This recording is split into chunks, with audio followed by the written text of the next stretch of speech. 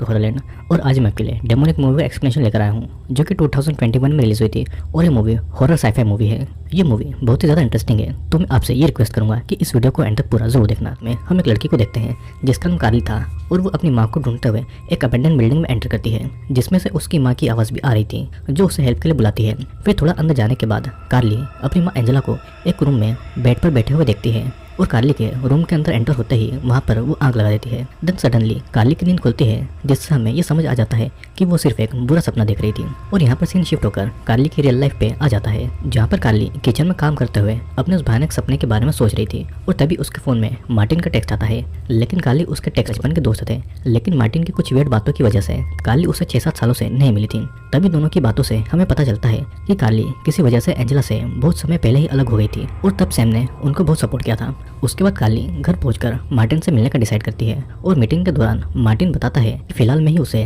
थेरापुल नामक एक medical company group से टेस्ट के लिए कॉल आया था और जब वो वहाँ पर गया तो वहाँ पर काफी सारे पेशेंट्स और कार्ली की मॉम एंजेला को उसने देखा था जो कि पैरालाइज्ड थी। दोस्तों मैं आपको बता दूं कि थेरापुल एक ऐसी कंपनी थी जो कि एडवांस डिवाइस बनाती थी। वहाँ पर पेशेंट को ठीक करने के लिए उन पर एक्सपेरिमेंट और रिसर्च किए जाते थे। मार्टिन को देखकर थेरापुल वाले समझ जाते हैं कि मार्टिन एंजेला की बेटी कार्ली को जानता है और उससे कार्ली की डिटेल्स निकलवा लेते हैं। कार्ली को ये सुनकर अजीब लगता है क्योंकि इतने टाइम से उसे उसकी माँ के बारे में कुछ पता नहीं था और आज सडनली उसे पता चल गया कि उसकी माँ कोमा में है। कार्ली घर पहुंचकर उसकी और एंजेला की फोटोज देख रही थी कि तभी उसे थेरापुल से किसी का कॉल आता है जो कि उसे थेरापुल में आने के लिए कह देता है क्योंकि इसकी माँ की कंडीशन बहुत खराब थी और उन्हें एंजेला के बारे में कार्ली से कुछ डिस्कस करना था। कार्ली फिर वहाँ पर जाने के लिए मान जाती है और नेक्स्ट डे थेरापुल पहुंच जाती है जहाँ पर उसकी मीटिंग डैनियल और माइकल से होती है। डैनियल वहाँ का लीड रिसर्चर था और दोनों उसे एंजेला की रेयर कंडीशन के बारे में बताते हैं जिसमें वो सब कुछ देख और सुन सकती है लेकिन उसकी पूरी बॉडी पैरालाइज्ड है जिसमें वो अपने बॉडी के किसी भी पार्ट इक्विपमेंट से जिसमें वो एक सिमुलेशन क्रिएट कर सकते हैं। उस सिमुलेशन के थ्रू कोई भी एंजेला से बात कर सकता है।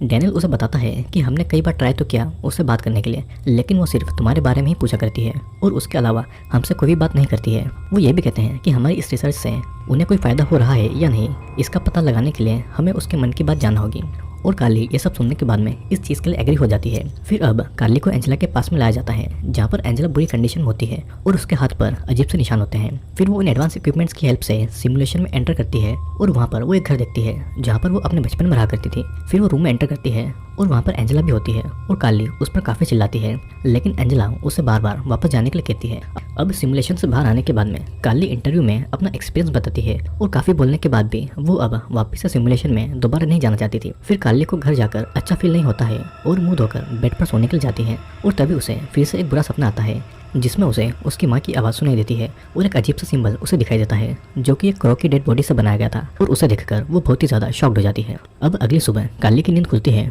और वापस थेरापुल जाती है जिससे वो सिमुलेशन की मदद से फिर से एंजेला के दिमाग में जा सके। अब अगली बार कार्ली को वहाँ पर एक टनल दिखती है और वो उसकी माँ को आवाज़ देते हुए उसी जगह था। बिल्डिंग के सामने एंजेला बैठी होती है जो कि उसे वापस जाने के लिए कहती है और कार्ली के बार बार पूछने पर वो उसे बताती है कि उसने मार्टिन और उसे यहाँ पर नहीं बुलाया है बल्कि उसके अंदर के डायमंड ने उन्हें यहाँ पर बुलाया है। कार्ली को बार बार जाने का कहते हुए वो हवा में उड़ने लगती है और इसे देखकर कार्ली बहुत ही बुरी तरीके से डर जाती है और खुद को वहाँ से निकालने के लिए माइकल और डैनियल से मदद मांगने लगती है लेकिन वो दोनों इस चीज़ को इग्नोर करते हैं। कार्ली बचने के लिए वहाँ से भागने लगती है लेकिन उसे बाहर निकलने के लिए कोई रास्ता नहीं मिलता है और वो भागते भागते उस बिल्डिंग में पहुँच जाती है जहाँ पर उसे सैम की बॉडी दिखती है और उसके पास उसकी हेल्प करने के लिए जाती है लेकिन उसके ऊपर एक डेमन अटैक कर रहा था। वो डेमन खुद के हाथ पर कट लगाता है और उस सेम कट कार्ली के हाथ पर भी लग जाता है और वो जोर जोर से चीखती है और सिमुलेशन से बाहर आ जाती है और वो कट रियल में उसके हाथ पर होता है जिसे देखकर कार्ली बहुत ही बुरी तरीके से घबरा गई थी। अब इंटरव्यू के दौरान वो बताती है कि 1998 में ऐसा सेम कट उसने उसकी माँ एंजेला के हाथ पर भी देखा था, वो भी उसी सेम बिल्डिंग में। एंजल बाय प्रोफेशन एक नर्स थी और उसे उस बिल्डिंग में टीबी के पेशेंट का इलाज करने के लिए भेजा गया था। उसके वापस न लौटने पर कार्ली और मार्टिन वहाँ पर गए थे जहाँ पर एंजेला उन्हें बेहोशी की कंडीशन में मिली थी और उसके हाथ पर वो कट भी था और उन इंसिडेंट के बाद में एंजेला खोई खोई से रहने लगी थी। उसकी हालत धीरे उसके नाइटमेयर में देखा था। अब धीरे धीरे करके एंजेला आउट ऑफ कंट्रोल होने लगती है और एक दिन वो एक ओल्ड एज होम में आग लगा देती है जहाँ पर वो काम किया करती थी जिसमें 21 लोगों की जलकर मौत हो जाती है और एक बार वो पास ही के एक चर्च में 5 लोगों को पॉइजन देकर मार देती है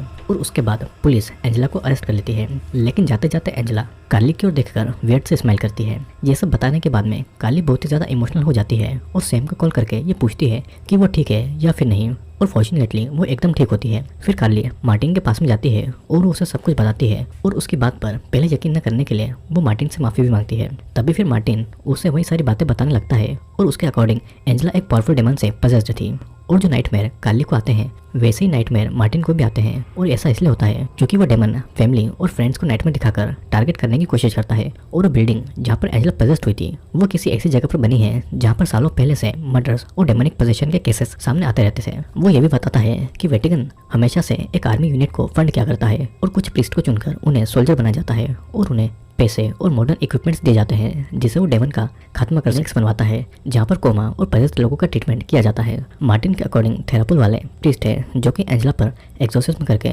उसे ठीक करना चाहते हैं, लेकिन ये वही हो सकता है जहाँ पर एंजेला पजेस्ड हुई थी क्योंकि वो स्पॉट हेल का एंट्री पॉइंट होता है। कार्ली को उसकी बातें अजीब लगने लगती है और वो उसकी बातों पर यकीन नहीं करती है। मार्टिन उसे रोकने की बहुत कोशिश करता है क्योंकि उसे पता था कि डेमन अब कार्ली को पजेस्ट करना चाहता है, लेकिन कार्ली उसकी नहीं सुनती है और वहाँ से अपने घर पर चली जाती है जहाँ पर सैम उसे मिलने आई थी और वो सैम को उसके घर पर देखकर चौंक जाती है और वो उसे वहाँ से जाने के लिए कह देती है। अब देर रात को सैम वापस कार्ली के घर पर आती है क्योंकि उसे कार्ली की फिक्र हो रही थी और वो दोनों बैठकर बातें कर रहे होते हैं कि तभी सैम बर्ड के मास्क लगाकर अजीब सी आवाज़ में बातें करने लगती है और अपनी बचने के लिए कार्ली वहाँ से भागकर एक रूम में छुप जाती है। फिर कुछ देर के बाद में किसी के डोर को नॉक करने की आवाज़ आती है और सामने वही डेमन होता है जिसके बारे में मार्टिन बातें कर रहा था। तभी अचानक से कार्ली की नींद खुलती है और इट मीन्स ये सब कार्ली का नाइटमेयर था और हम देख पाते हैं कि कार्ली के पूरे घर में कैमरास लगे हुए थे जिसके थ्रू थेरापल वाले उस पर लाइव मॉनिटरिंग कर रहे थे और डैनियल और माइकल दोनों ही प्रीस्ट थे और वो लोग उसी बिल्डिंग में आज एंजेला का एक्सोर्सिज्म भी करने वाले थे। उसके बाद कार्ली सैम को कॉल करती है लेकिन सैम कॉल का आंसर नहीं करती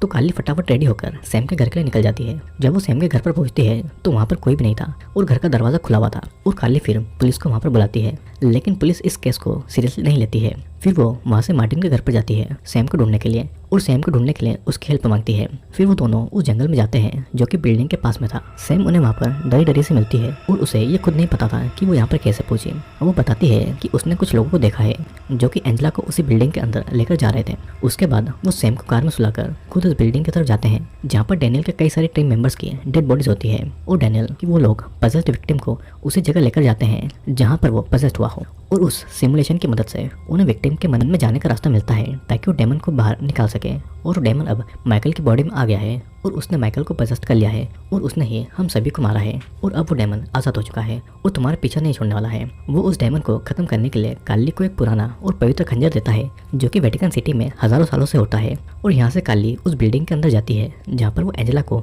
सिमुलेशन डिवाइस से कनेक्टेड देखती है और कार्ली खुद भी सिमुलेशन में चली जाती है जिससे कि वो उसकी माँ से बात कर सके। एंजेला अब ठीक होती है और कार्ली उसे माफ कर देती है जिसके बाद में एंजेला अब शांति से मर जाती है और फिर कार्ली सिमुलेशन से बाहर आ जाती है। सिमुलेशन से बाहर आकर कार्ली देखती है तो मार्टिन वहाँ पर नहीं था और कार्ली जल्दी ही बाहर जाती है और वो देखती है कि कार में आग लगी हुई है। बाद में मार्टिन कार्ली को दिखाई देता है जिसे डेमन ने बांधकर बहुत सी चोट पहुंचाई होती है और उसे देखकर कार्ली को बहुत बुरा लगता है। फिर कुछ ही देर में पजेस्ड माइकल वहाँ पर आ जाता है जिसे देखकर कार्ली छुप जाती है। डेमन मार्टिन को बताता है कि इसे लोगों को जलाकर मारने में बहुत ही ज़्यादा मजा आता है और कार्ली को पजेस्ट करने के बाद में वो मार्टिन को भी जलाकर मार डालेगा। फिर कुछ ही देर में पजेस्ड माइकल कार्ली को ढूंढ लेता है और दोनों में लड़ाई होती है जिसमें कार्ली माइकल को खंजर घोंपकर मार देती है, लेकिन डेमन तब तक कार्ली को पजेस्ट कर चुका था पर वो उसे पूरी तरीके से पजेस्ट नहीं कर पाता है और कार्ली खुद ही उस खंजर को अपने पेट में घुसा लेती है और फिर उस डेमन में आग लग जाती है जो कि लोगों को जलाकर मारा करता था और वहीं पर डेमन का खात्मा हो जाता है और कार्ली बेहोश हो जाती है। अब मूवी के आखिरी सीन में हम कार्ली को एक हॉस्पिटल के बेड पर देखते हैं